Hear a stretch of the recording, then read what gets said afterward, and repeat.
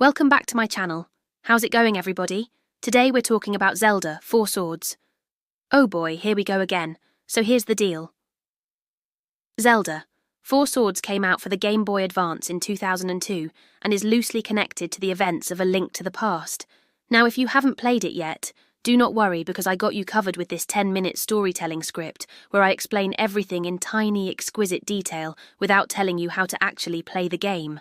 You are welcome to pause the video whenever you want.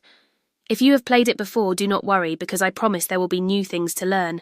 And if you have never played it before and don't plan to ever, then well, why are you still watching this video? Just go outside and touch grass. No, seriously, just go away. We don't want people like you polluting our precious comment section with your filthy thoughts.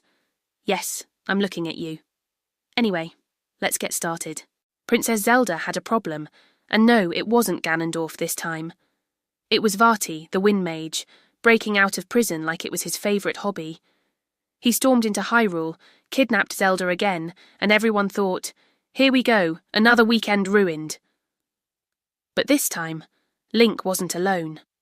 The legendary Four-Sword lay dormant in the Temple of the Four-Sword waiting for a hero to wield it.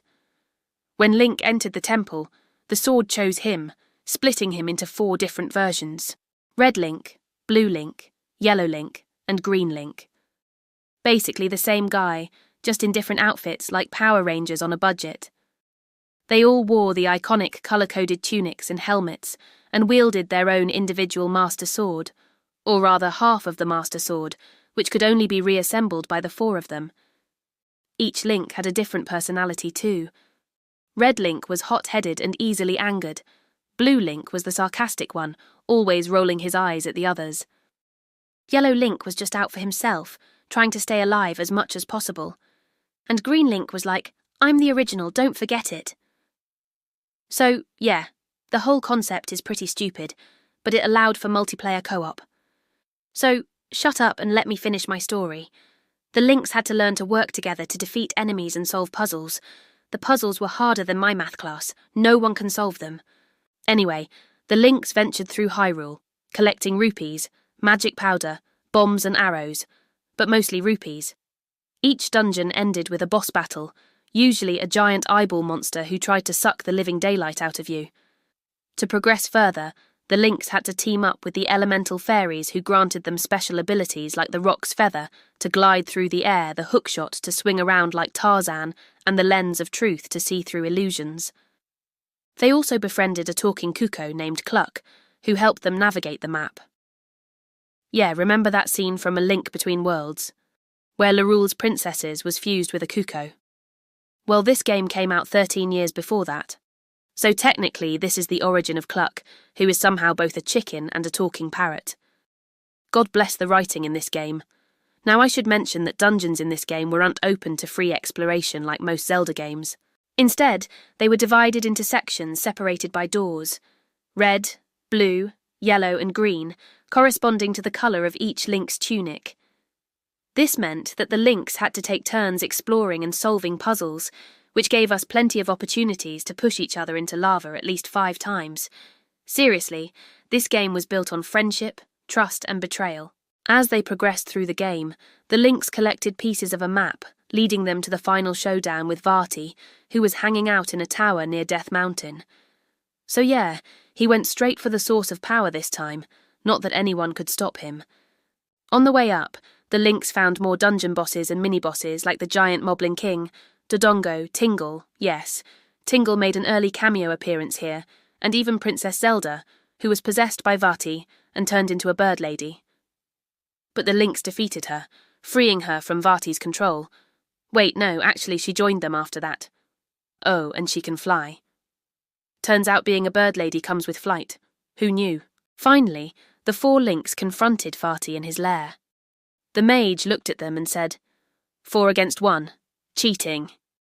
And the Links replied, so is kidnapping princesses, bro. The battle with Vati was epic. He attacked with powerful spells and summoned minions to try and distract the Links while they slashed at him with their 4-way Master Sword, which was probably exhausting. Eventually, he was defeated. Hooray! Teamwork. So you might think that would be the end of the story, right? Well, no. See, when a villain dies in a Zelda game, he doesn't really die. He just waits until the next game to come out so he can resurrect and cause more trouble. Like a fine wine, but also a plague. You know, Ganondorf always comes back in the Zelda series. But what makes this game unique is that Vati does too. That's right, the credits aren't even over yet. And he's already hatching a plan for revenge in the next game, Four Swords Adventures. I guess you could say that the main storyline of Zelda, Four Swords, is actually contained in the post-credit scene. Damn, that's some good writing. And since we've been talking about endings, that must mean it's time for one of those. Thanks for watching. Be sure to like the video, comment, subscribe, and maybe watch one of these videos. Why not? And with that being said, until next time, goodbye. All right. Now let's talk about the pizza.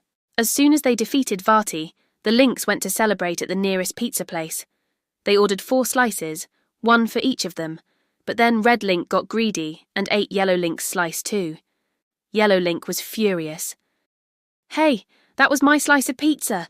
Are you just going to steal it from me? Sorry. Red Link shrugged. What are you going to do about it? Yellow Link crossed his arms and stomped his foot. I guess I'll just sit here and sulk until someone hands me another pizza. Actually, Blue Link piped up, we could just split the remaining 3 slices into 4 smaller ones. That way everyone gets an equal share. Yeah, Green Link agreed. That's a great idea, Blue Link.